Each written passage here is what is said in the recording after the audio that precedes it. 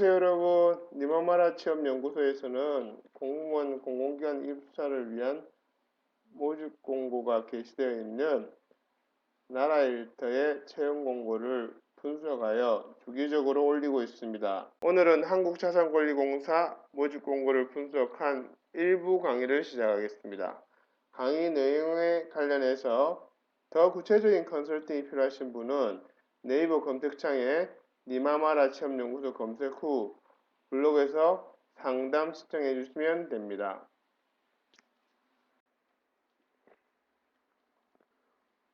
우선 모집 분야를 살펴보면 촬영, 국공유 실태조사, 사무지원 등이 있습니다. 큰 채용 카테고리는 업무지원직이고 그 하부 상세 직무는 방금 말씀드린 세 가지입니다. 채용, 국공유 실태조사, 사무지원. 그리고 지역별로 채용하고 있습니다.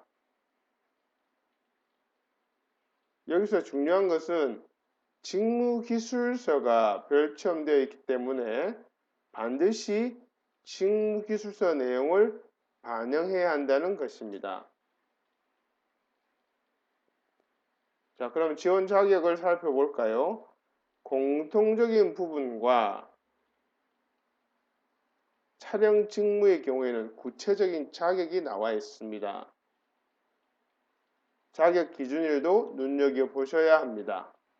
이렇게 정량적 자격들은 반드시 해당자만 찾는다는 의미이기 때문에 여기 공고에 나와 있는 자격 요건을 충족시키지 못한다면 지원의 의미가 없습니다.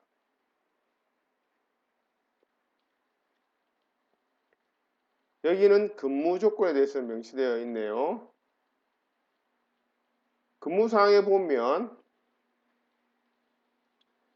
간략히 담당 업무가 명시되어 있습니다. 이 업무에 대한 구체적인 것은 앞서 말씀드린 직무기술서에 자세히 나와 있습니다. 여기서 담당 업무를 소위 주요 업무라고 말합니다. 담당 업무를 분석하여 나에게 맞도록 우선순위를 재정립하는 것을 직무 분석이라고 하는데요. 이때의 요령은 모집 공고의 주요 업무와 내 경력의 주요 업무를 비교하는 것이 아니라 내 경력의 주요 업무 밑에 있는 상세 업무와 모집 공고의 주요 업무를 비교하는 것이 핵심입니다. 직무 분석 방법에 대한 상세한 부분은 우측 상단의 강의를 꼭 참조해 주시면 되는데요. 강의명은 직무수행계획서 컨설팅 3탄의 일부입니다. 꼭 먼저 시청 바랍니다.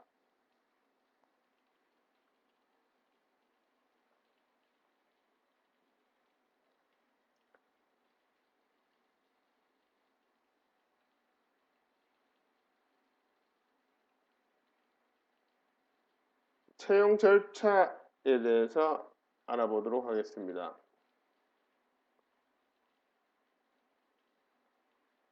접수 후에 서류 심사를 거쳐서 필기 전형에 응시하는 사람을 선별합니다.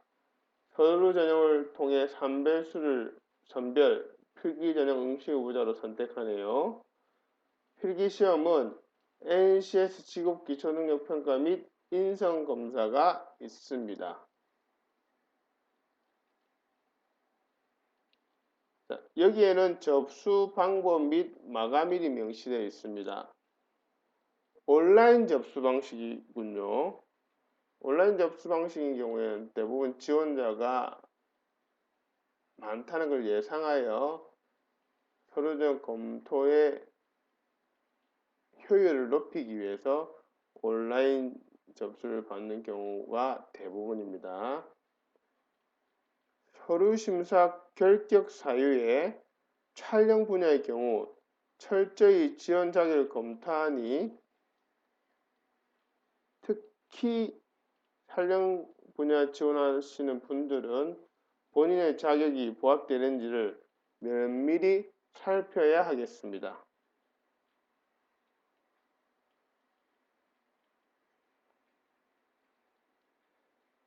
필기시험 관련 정보입니다.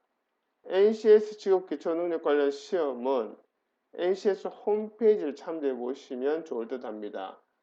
관련된 예시와 방법들이 동영상 자료 등으로 나와 있습니다.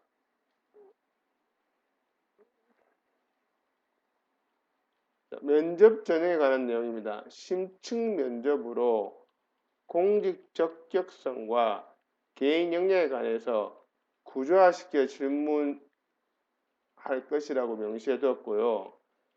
여기서 특이한 점은 면접 점수 40점 미만이면 설사 해당되는 지원자들이 한 명이 없더라도 무조건 한 명을 뽑는 것이 아니라 면접 점수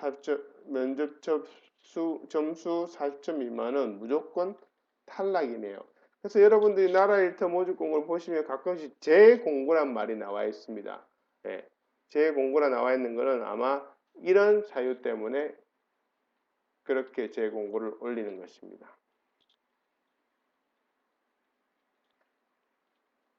우대 사항에 대해서 한번 보도록 하겠습니다. 취업 지원 대상자 또는 장애인 지원자들에게는 가점이 있습니다. 그 다음으로 직무기술서를 살펴보도록 하겠습니다. 여기 직무기술서가 상당히 중요한데요. 화면에 보이는 것은 촬영 분야의 직무기술서입니다. 직무기술서는 지원 분야에 따라 각각 명시되어 있고요. 앞에 슬라이드에서 모집공 보여드렸죠. 그거 참조하시면 되는데요. 직무기술서에 별첨되어 있는 경우는 자기소개서 작성은 물론 면접 대비 시에도 반드시 참조, 반영해야 한다는 뜻입니다. 공사 주요 사업 부분에서 본인의 경험과 역량을 활용할 수 있는 사업을 우선순위를 두어 정리해 두는 것이 필요합니다. 특히 자기소개서 1번 항목을 적기 위해서는 반드시 사전에 작업해 두셔야 합니다. 핵심 직무도 마찬가지로 본인에 맞게 우선순위를 정해 두시면 됩니다. 이 부분에서는 강의 앞부분에 간략히 설명해 두었으니 참조 바랍니다.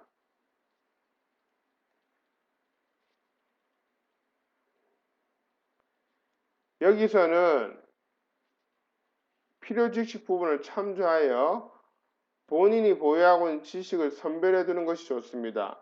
어떤 지식들을 보유하고 있으며 그 지식들이 직무 기술에 있는 필요 지식과 부합되는지를 확인하는 것입니다.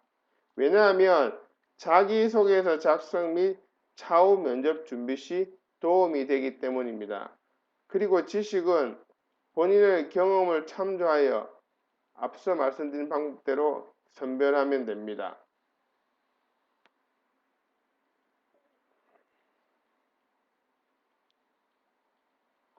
여기서는 필요 기술에 대해서 명시되어 있는데요. 본인이 보유한 자격증 부분을 참조하여 가장 유사한 것을 우선순위 1번으로 하고 그 다음 우선순위 2 이렇게 우선순위별로 정리해 둡니다. 그리고 직무수행 태도 내용을 참조하여 본인 성공 사례를 예시로 들 수 있는 직무수행 태도를 그러니까 성공 사례가 있는 직무수행 태도 여기 명시되어 있는 그것을 두세 가지 골라서 성공 사례까지 같이 정리해 둡니다. 이것 역시 자기소개서 작성 및 면접 준비 시 도움이 되기 때문입니다.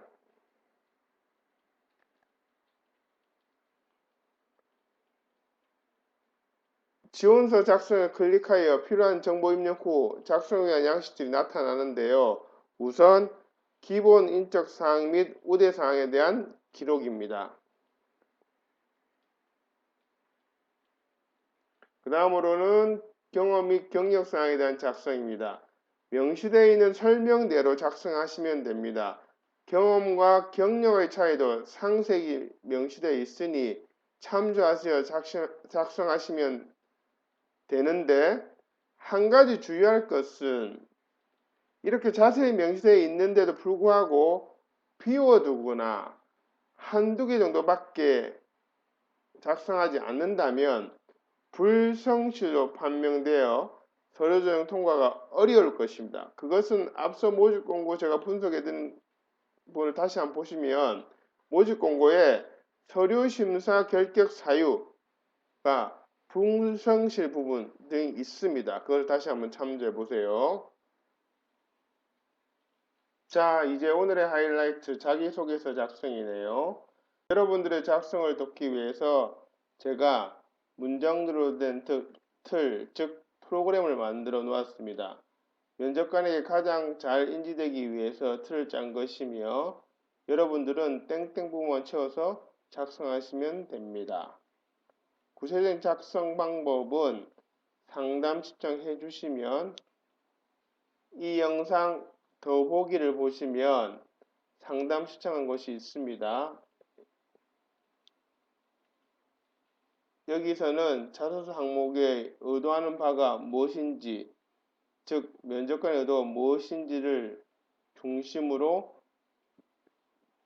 설명드리도록 하겠습니다. 그럼 자소서 첫 번째 항목인 한국자산관리공사 및 지원 분야에 관심을 가지게 된 계기 또는 이유는 무엇이며 공사 입사를 위해서 그동안 어떠한 노력을 했는지 입사 후 공사에 어떻게 기여할 수 있을지를 한국자산관리공사의 역할 및 사업 내용과 관련지어 구체적으로 작성하시오 라고 나와 있습니다.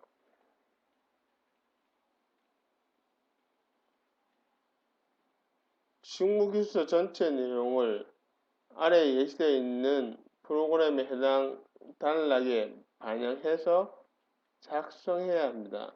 예를 들면 지식, 기술, 직무수행 태도에 관한 내용 작성은 역시 직무기술서에 명시된 그 해당 부분을 참조해야 한다는 말입니다.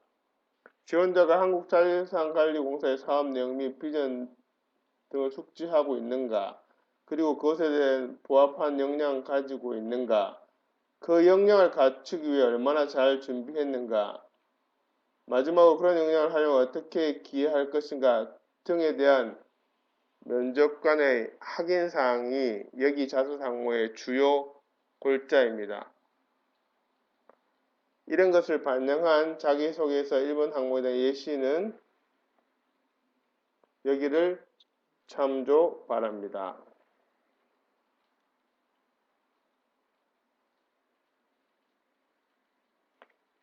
이상 1부 강의를 마무리하도록 하겠습니다.